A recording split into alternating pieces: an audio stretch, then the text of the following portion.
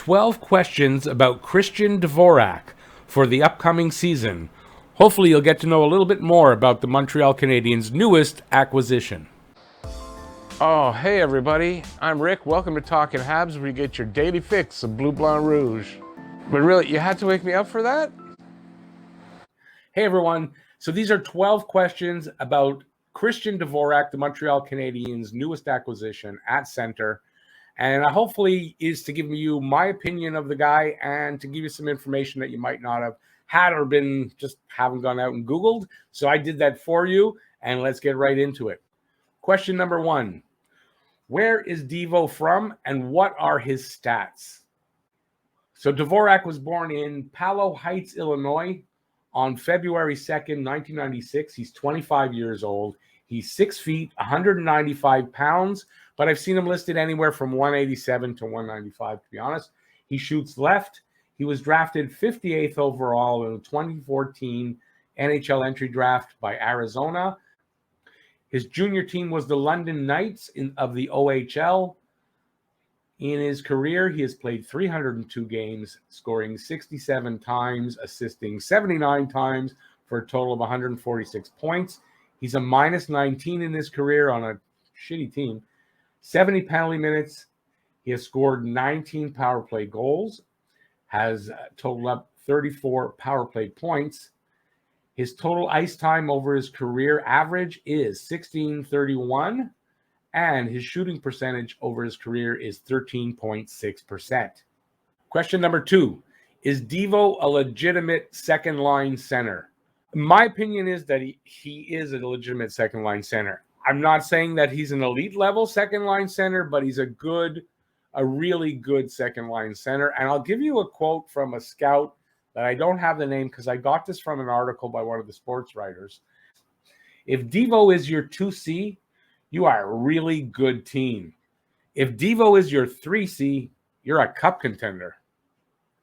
So obviously I take that to mean that for Montreal this year is that they may not be a cup contender straight off the bat with Devo in the lineup, but this guy has really good potential. And if we can just pick up one more like really good center, we're like one of those guys away from being a cup contender at this point. Will we develop one? Will some guy develop into that? We already have Nick Suzuki. Honestly, I don't think there's anybody right now as center in this organization that is another elite level center like Nick Suzuki, who I believe is elite. So there may be a deal in the works next season. We'll see what happens. But I do believe he's a legitimate second line center. Question number 3. Where will Devo play in the lineup and with what line mates? So no doubt for me, he plays on the second line as the second line center. But his wingers, like in my opinion, could be either, I think, Jonathan Drouin or Mike Hoffman on the left wing. And I think you could have Brendan Gallagher or Josh Anderson on the right wing, any combination of those. And then there's also, I'll give a couple other ideas, but I think it'll be mostly what I said already. So I think it could be Drouin, Devo, Gallagher, Hoffman, Devo, Gallagher.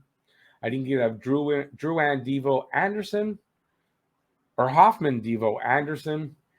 I think you could have Hoffman or Drouin on the left with Devo and possibly Tyler Toffoli being moved back over to the right wing. I don't really think that's how it's going to work out, but I mean, I think that's a possibility. And then think something that might be unlikely, but depending how Caulfield works out on where I think he's going to start on the first line, you might see Drouin, Devo, and Caulfield if they feel that it's a little bit too much for him to be on Caulfield. I'm talking about to be on the first line as the winger there. So I think there's a lot of possibility, but I'm really going for, in my opinion, it's going to be Drouin, Devo, and Gallagher as the second line. Question number 4. What's impressed you the most about watching Devo's highlights?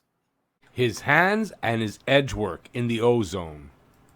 So in preparation for the video, I did check out like 5 or 6 of his highlights packages. And you know what really impresses me the most is this guy's got really good hands, and I really like his edge work. Really knows how to use his edge work to be deceptive And to move around guys in the offensive zone, you got to watch his highlight packages. That's the thing that really impressed me the most about it is the way he uses his edges, and his hands are really good. I think he's a little underrated for his hands. And I think being on, in Arizona, not a great team, not a great offensive team by any means, I think he'll help to improve the offense here big time, playing consistently with better wingers. Question number 5. And this is something I thought when I heard the name, Christian Dvorak. Is Devo related to Radek Dvorak? So the quick answer to that is no. Radek Dvorak is a player that I believe retired in 2015. He started his career in 1995, so the year before Christian was born. It's spelled the same, but if you go and look it up, there's an accent. He's from the Czech Republic, Radek Dvorak. And there's an accent on his name. And I looked it up and couldn't find any reference at all to them being related. So I think flat out he's not related to him. Question number 6. What is Devo's family situation? That it means married? Does he have kids? So no, Devo's not married and he has no kids. And don't forget, he's only 25. So ladies out there, get to him quick once he gets here. Question number 7. How does Devo see himself as a player? Who does he model himself after? I still think I got more to prove offensively. I think I could score more and make more plays as well. Part of my game too is be a two-way center. So I want to make sure I'm improving defensively as well, winning face-offs, and just be a guy that can play in all situations.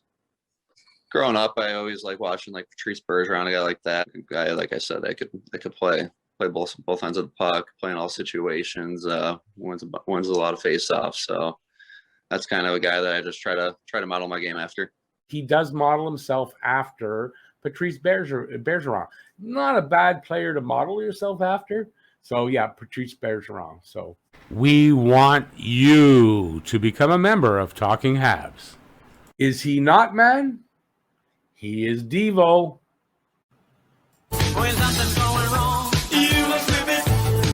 Question number 8. Will Devo play on the penalty kill? Yeah, I think he will. While he doesn't have very many shorthanded goals in his career, I believe he has only one. He does play on the penalty kill. I believe he likes to block shots, and he is a solid two-way center. It's a cliche name, but he's a solid two-way center, and usually those guys do play on the penalty kill. But yeah, he'll be playing on the penalty kill, I think for sure. He wins faceoffs on the penalty kill at a higher rate than we did last year, so he's very close to 50%. So definitely he's going to be there. Question number 9. What were Devo's faceoff stats in all situations last season? And compare them to the Habs last season. So Devo, 5-on-5, 51.9%. For the Habs last season, Danault was the best guy 5-on-5 at 56.2%. So 5-on-5, he's not as high as Danault. Power play, 58.4, which is a great number. But KK last season was 58.3, so that number is even. But I dare say that Devo is going to play a lot more minutes on the power play than KK did, so that 58.4 is probably going to mean a lot more this season than KK's last year. On the PK, 49.4, it's his only number under 50%. You might think that's not great, but last year for the Habs, Evans led with 43.7 on the PK, so that's a good chunk better. And then combined, so all those numbers combined gives them a 52.1% average. And for the Habs last year, Danault's average was the best at 52.5. So if you go by the combined average, you can see that it's a 0.4%. There's no difference there. So getting Devo overall for the faceoffs after losing Danault for the faceoffs, we're about the same. So should be okay. Question number 10. What is Devo's contract situation? So Devo's contract situation actually is quite favorable to Montreal. Usually when you're trading for a guy, you don't always want somebody with 4, 5, 6 years on his deal. I get that, but this is a guy that I think is going to really work out well here, and I like the fact that he's got 4 years term on his contract. So this is what he's got left. He has signed through the 2024-25 season at $4.45 million AAV.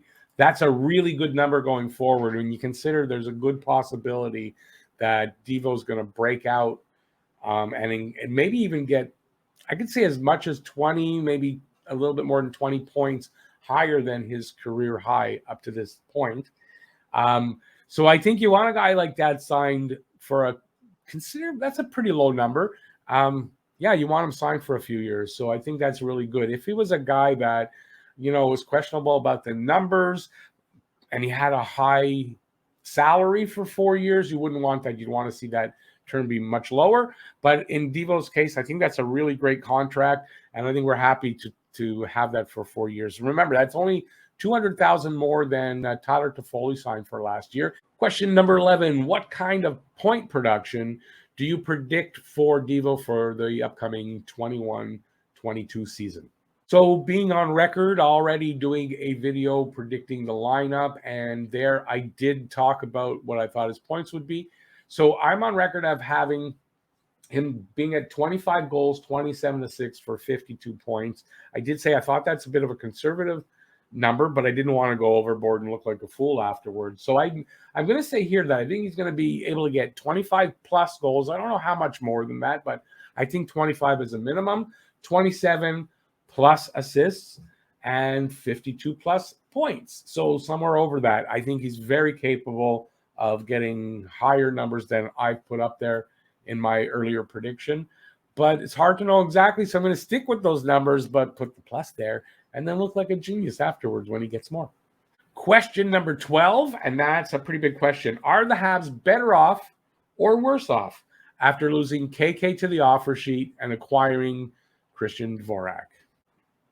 I think it depends on what mindset you have, right? I think in the short term, I think they're better off because I don't know that KK, at least this upcoming season, is going to deliver what I do believe Christian Dvorak can deliver and will deliver.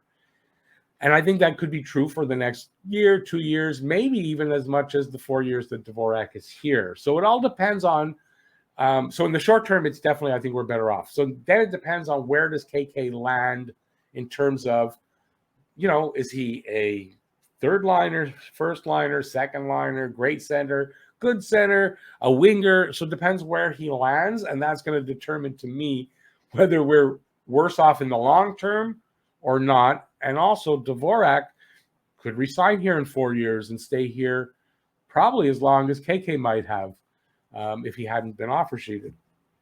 So, that could change everything. So I think in the short term, for right now, we're better off. And it's only, depends on how things work out to say whether we're not going to continue to be better off for it.